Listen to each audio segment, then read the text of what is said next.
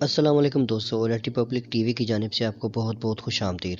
آج کی اس ویڈیو میں ہم آپ کو بتائیں گے ایک ایسے شخص کے بارے میں جو زمانے قدیم میں بہت بڑا ظالم رہ چکا ہے، جس کے نام اور مظالم سے پوری دنیا واقف ہے۔ آج سے تقریباً 3000 سال پہلے زمین پر ایک ایسا شخص آیا تھا جس کی ثقافت سے پوری دنیا واقف ہے۔ اس نے اپنی قوم اور لوگوں پر ایسے ایسے مظالم ڈھائے تھے کہ جن کی مثال نہیں ملتی۔ اس شخص کا نام فرعون تھا اور قرآن اس کی کھلی مذمت کرتا ہے۔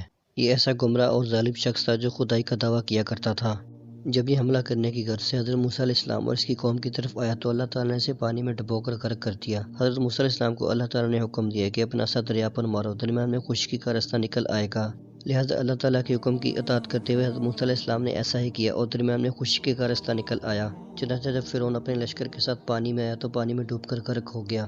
اللہ تعالیٰ نے قرآن پاک میں فرمایا، ہم تیرے جسم کو لوگوں کے لیے عبرت کا نشان بنا دیں گے۔ لہٰذا جب فرعون کے درباری اور فوجی پانی میں گرے تو ان کا نام و نشان تک نہ رہا۔ کچھ دن تک فرعون کی لاش پانی پر تیرتی رہی، لیکن پھر اس کے ایک درباری نے اسے دیکھ کر پہچان لیا۔ لہٰذا اس کے حوالی اس کی لاش کو دربار میں بڑے ادب و احترام کے ساتھ لے کر آئے۔ فرعون کے درباریوں نے اس کی لاش کو مسالہ لگا کر ہمیشہ کے لیے محفوظ کرنے کی کوشش کی، لیکن حنوط کرنے کے عمل کے دوران ان سے ایک غلطی سردرد ہو گئی۔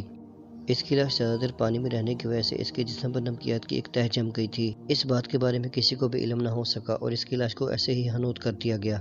وقت کے ساتھ ساتھ ان کی حنوط شدہ لاشیں ماضی کا حصہ بن گئی تھیں۔ فرعون کے مظالم کی باتیں کتابوں یا لوگوں کے ذہن یعنی ظلم کرنے والے لوگوں کی داستانیں کبھی بھی چھپی نہیں رہتی۔ فرعون کے دور میں رہنے والے لوگ آہستہ آہستہ ختم ہوتے گئے۔ ان کے محلات اور مقامات آہستہ آہستہ تباہی اور ٹوٹ پھوٹ کا شکار ہوتے گئے۔ فرعون کے دور کے مقامات اور ثقافت اس ماضی کا حصہ بن چکے تھے، لیکن پھر تقریباً 2000 سال کے بعد نبی آخر الزماں حضرت محمد مصطفیٰ صلی اللہ علیہ وآلہ وسلم اس دنیا میں تشریف لے کر آئے۔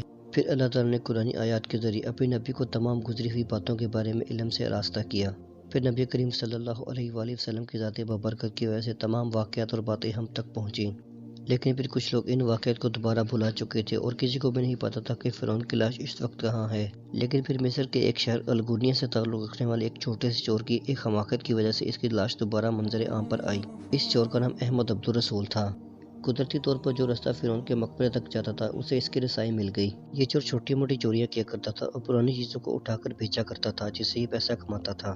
لیکن اچانک سے قدرتی طور پر فرعون کے مقبرے تک جا پہنچا۔ لیکن جب یہ فرعون کے مقبرے تک پہنچا کچھ لوگوں نے اسے آ کر پکڑ لیا۔ جس مقبرے سے یہ چور پکڑا گیا تھا اسی مقبرے کی دوبارہ کھدائی کرنے کا فیصلہ کیا گیا۔ جب کھدائی کے عمل کو کیا گیا تو اصل فرعون کی لاش اسی مقبرے سے ملی۔ اس کے ہاتھ سینے پر بندھے ہوئے تھے اور اس کے سینے پر اس کا اصل نام بھی لکھا ہوا تھا۔ اس کی لاش کو پہچاننے کے بعد محکمہ آثار قدیمہ کے لوگ اسے مصر کے میوزیم میں لے گئے، جہاں پر اس کی لاش کے ٹیسٹ کیے گئے اور اس کے بعد تصدیق ہو گئی کہ یہی اصل والا فرعون ہے۔ باقی تمام فرعون کی ممیز کے ساتھ بھی مختلف تجربات اور ٹیسٹ کیے گئے، لیکن صرف فرعون کی لاش ہی ایسی لاش تھی جس کے اوپر نمکیات کی تہہ جمی ہوئی تھی، یعنی زیادہ دیر پانی میں رہنے کی وجہ سے اس کے جسم کے اوپر نمکیات کی ایک تہہ جم گئی تھی۔ لہٰذا یہ بات بہت بڑی ثابت ہوئی اور دنیا کے تمام لوگوں تک یہ بات پہنچ گئی۔ یعنی جب یہ بات دنیا میں پوری طرح پھیل گئی تو دنیا کے مختلف ممالک سے کچھ ڈاکٹر اس کی لاش کے ساتھ تجربات کرنے کے لیے آتے رہے۔ پھر مزید تجربات اور ٹیسٹ کے نتیجے میں یہ نتیجہ اخذ ہو گیا کہ یہی اصل فرعون ہے۔ لہٰذا ان تمام ممیوں اور فرعون کی لاش کو میوزیم میں رکھ دیا گیا، یعنی اللہ تعالیٰ کے حکم کے مطابق اس کے جسم کو نشان عبرت بنا دیا جانا تھا۔ فرعون کی لاش کے ساتھ مختلف تجربات اور ٹیسٹ کیے گئے۔ چونکہ فرعون کی موت پانی میں ڈوبنے کی وجہ سے ہوئی تھی، لہٰذا مصر اور فرانس کے ڈاکٹرز نے اس کے جسم پر مزید تجربات کرنے تھے۔ فرعون کے جسم کو فرانس لے جا کر باریک بینی کے ذریعے اس کے جسم کے تجربات کیے گئے۔ مائکروسکوپ کے ذریعے اس کے جسم کا کئی دن تک معائنہ کیا جاتا رہا اور یہ چیز کنفرم ہو گئی کہ یہی اصل فرعون ہے جس کی پانی میں ڈوبنے کی وجہ سے موت واقع ہوئی تھی۔ مزید تفصیلات کرنے کے لیے اس ڈاکٹر نے قرآن پاک کا مطالعہ کیا اور قرآن پاک میں لکھا ہوا تھا کہ یہ فرعون مصر میں تھا۔ قرآن کا مطالعہ کرنے سے اسے یہ معلوم ہوا کہ نبی کریم صلی اللہ علیہ وآلہ وسلم پر قرآن نازل کیا گیا تھا اور یہ حقیقت پر مبنی ہے۔ لہٰذا اس ڈاکٹر نے مزید تجربات جاری رکھے اور قرآن کا مطالعہ بھی ساتھ ساتھ کرتے رہے۔ ڈاکٹر نے قرآن میں یہ آیتیں بھی پڑھی کہ ہم تمہارے جسم کو ہمیشہ کے لیے نشانی عبرت بنا دیں گے۔ کہا جاتا ہے کہ ڈاکٹر بعد میں مسلمان ہو گیا تھا اور فرعون کی لاش کو دوبارہ مصر پہنچا دیا گیا تھا۔ دوستوں میں امید کرتا ہوں میری آج کی ویڈیو آپ کو پسند آئی ہوگی۔ پسند آنے کی صورت میں اس ویڈیو کو لائک کریں، اس چینل کو سبسکرائب کر دیں اور بیل آئیکن پر لازمی کلک کریں تاکہ آنے والے نئی ویڈیوز کا نوٹیفیکیشن آپ کو بر وقت مل سکے۔ اس ویڈیو کے بارے میں اپنی قیمتی رائے سے ضرور آگاہ کیجیے گا۔ مجھے آپ کی رائے اور کمنٹس کا شدت سے انتظار رہے گا۔